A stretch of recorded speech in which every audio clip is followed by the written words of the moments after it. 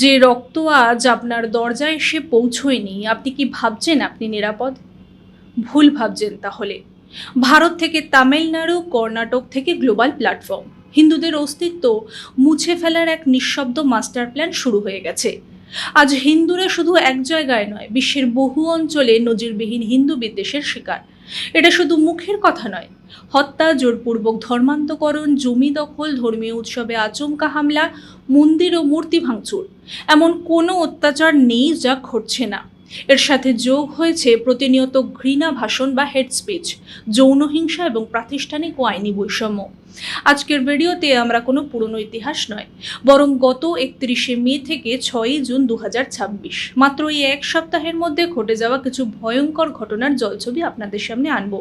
পুরো ভিডিওটি শেষ পর্যন্ত দেখুন, কারণ এই তথ্যগুলো আপনার চোখ খুলে দেওয়ার জন্য যথেষ্ট। নমস্কার, আমি চন্দ্রিমা। মাধ্যমের আরেকটি ভিডিওতে আপনাকে স্বাগত। আপনারা দেখছেন আমাদের বিশেষ বিভাগ হিন্দু সান্ডার অ্যাটাক রাউন্ড আপ।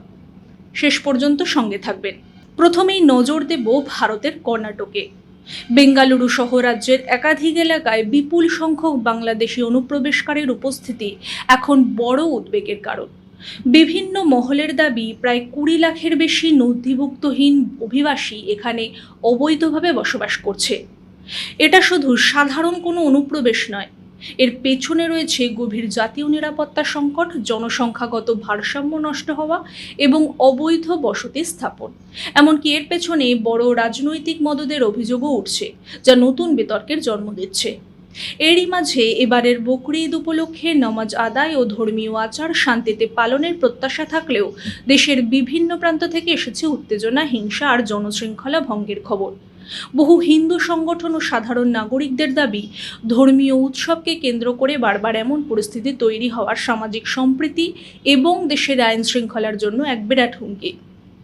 তদন্ত যত এগোচ্ছে, চাঞ্চল্যকর সব তথ্য ততই সামনে আসছে। এনফোর্সমেন্ট ডিরেক্টর সম্প্রতি টিটিআই এর আর্থিক লেনদেন নিয়ে তদন্ত শুরু করেছে, আর তাতেই উঠে এসেছে ভারতের বিভিন্ন চার্জ সমন্বিত ধর্মান্তর চক্রের এক বিশাল নেটওয়ার্ক।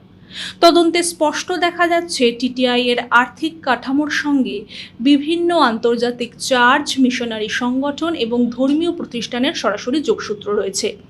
ধর্মের নামে কিভাবে বিপুল বৈদেশিক অর্থ ব্যবহার করে এই ধর্মান্তরের খেলা চলছে তা নিয়ে এখন দেশ জুড়ে তোলপাড়।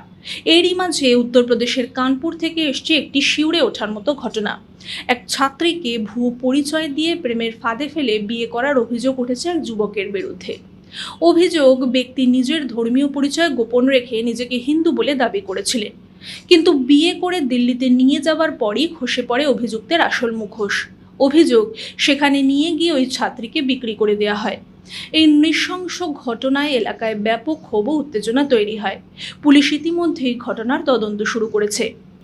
এবারে আসা যাক তামিলনাড়ুর একটি ঘটনায়। বিখ্যাত কবি সন্ত তিরুভাল্লুভরকে গেরুয়া পোশাকে চিত্রিত করা নিয়ে নতুন বিতর্ক সৃষ্টি হয়েছে।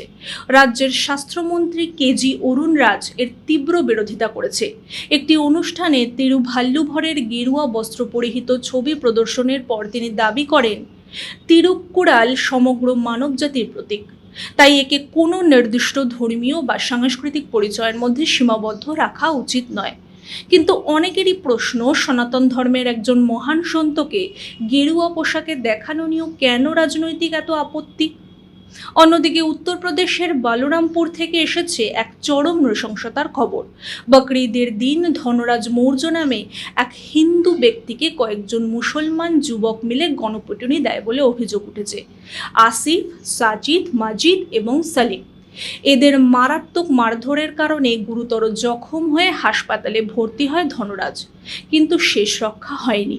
চিকিৎসাধীন অবস্থায় তিনি মারা যায়। এখানেই শেষ হয়নি।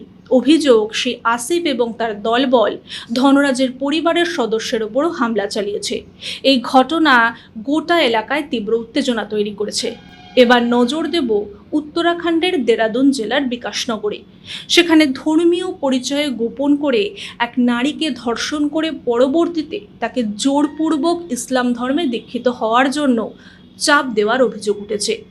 এই ঘটনায় দানিশ নামের এক ব্যক্তিকে ইতিমধ্যে গ্রেফতার করেছে পুলিশ। আবার অন্যদিকে তেলেঙ্গানার নারায়ণপেট থেকে এসেছে এক অত্যন্ত দুঃখজনক খবর। সেখানে এক কিশোরীর আত্মহত্যার ঘটনাকে কেন্দ্র করে তীব্র উত্তেজনা ছড়িয়েছে। বেশ কিছু স্থানীয় সংগঠন দাবি করেছে এটি লাভ জেহাদের পরিণতি। তবে পুলিশের পক্ষ থেকে জানানো হয়েছে বিষয়টি এখনও তদন্তাধীন এবং লাভ জেহাদের অভিযোগের সত্যতা এখনও নিশ্চিত হয়নি। তা সত্ত্বেও আত্মহত্যার প্ররোচনা দেওয়া এবং পকসো আইনের বিভিন্ন ধারায় ফাসিউদ্দিন নামে 18 বছরের এক যুবককে গ্রেপ্তার করা হয়েছে। আদালতের নির্দেশে তাকে বর্তমানে বিচার বিভাগীয় হেফাজতে নেওয়া হয়েছে। আচ্ছা, হঠাৎ করে যদি প্রশ্ন করি আপনাকে, ঘটনাগুলো তো শুনছেন, কিছু বুঝতে পারছেন কি কি চলছে আপনার চারদিকে? এরই মাঝে তামিলনাড়ুর কাঞ্চিপুরমের বিখ্যাত বরদরাজা পেরুমল মন্দিরে এক নজিরবিহীন ঘটনা ঘটেছে। বৈকাশী ব্রাহ্মোৎসব উপলক্ষে বছরের পর বছর ধরে আসা ইয়ালি বাহন শোভাযাত্রা হঠাৎ বাতিল করায় ভক্তদের মধ্যে তীব্র অসন্তোষ দেখা দিয়েছে। সোশ্যাল মিডিয়ার দাবি করা হচ্ছে হিন্দু রিলিজিয়াস অ্যান্ড চ্যারিটেবল এন্ডাওমেন্টস বিভাগের সরকারি আধিকারিকরা একজন মন্ত্রীর নির্দেশেই শতাব্দী প্রাচীন এই ঐতিহ্যবাহী শোভাযাত্রা বন্ধ করার সিদ্ধান্ত নিয়েছে, যা নিয়ে এখন তুমুল বিতর্ক চলছে।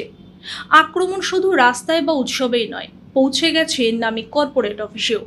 উইপ্রো টেকনোলজিসের পুনে অফিসের এক প্রাক্তন কর্মী কর্মক্ষেত্রে মারাত্মক হয়রানি, ধর্মীয় বৈষম্য ও জবরদস্তিমূলক আচরণের শিকার হয়েছে এবং পুলিশের কাছে অভিযোগ দায়ের করেছেন। তিনি সংস্থার বিরুদ্ধে ইতিমধ্যেই আইনি নোটিশ পাঠিয়ে এবং পুনর্বহাল ও ক্ষতিপূরণের দাবি জানিয়েছেন। কাঞ্চিপুরমের শতাব্দী প্রাচীন উৎসব বন্ধ হওয়া থেকে শুরু করে তামিলনাড়ুর কবিসন্তর ঘটনা কিংবা কানপুর থেকে তেলেঙ্গানার এই ঘটনাগুলো, এগুলো কিন্তু কোনো বিচ্ছিন্ন অপরাধ নয়। এগুলো হলো একটা বড় সিস্টেমের অংশ, যা ধীরে ধীরে সনাতনীদের পিঠ দেওয়ালে ঠেকিয়ে দিচ্ছে। আজ যদি আমরা অন্য রাজ্যের বা অন্য দেশের কথা ভেবে চোখ বন্ধ করে রাখি, তবে মনে রাখবেন পরের পালাটা কিন্তু আপনার বা আমার হতে পারে। পুরো বিশ্ব আজ নীরব থাকলেও আমাদের মুখ খুলতেই হবে। এই ধারাবাহিক আক্রমণ নিয়ে আপনার মনের ক্ষোভ বা মতামত নিচে কমেন্ট বক্সে অবশ্যই জানান। ভিডিওটি ভালো লাগলে লাইক করুন এবং প্রতিটি সনাতনীর কাছে এই সত্যটা পৌঁছে দিতে ভিডিওটি এখনই শেয়ার করুন। জেগে উঠুন, সচেতন হন। দেখা হবে পরের ভিডিওতে। আজ এ পর্যন্তই। ততক্ষণ পর্যন্ত সঙ্গে থাকুন, দেখতে থাকুন মাধ্যম।